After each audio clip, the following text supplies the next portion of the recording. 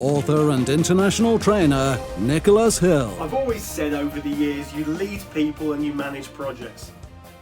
Or you lead people and you manage tasks. And then people would say, rubbish, of course you've got to manage people. Well, if you're managing the people, what are you managing? And then what comes out of that discussion is performance or productivity. Well, productivity of what? And if you look at performance, productivity or efficiency or effectiveness, what you're doing is you're looking at the results. So you're managing the results.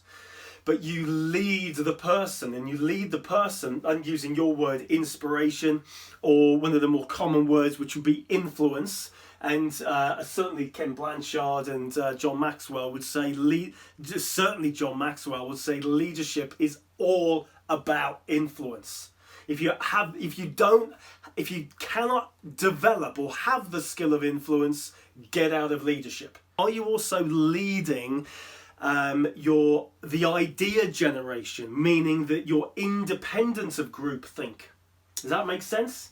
You're the big cheese now, sitting at your desk, coming up with the ideas because you've done your statistical analysis, you've done your research, and you know that if we do this now, it's going to respond to the market change. Okay, independent of groupthink, but you're the one instigating it, meaning that you're leading the ideas. When you manage those ideas, this is effectively what you're doing.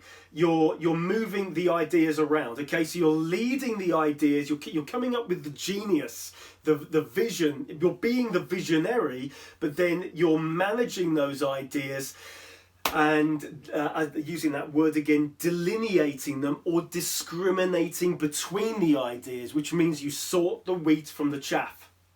Yeah. You got it?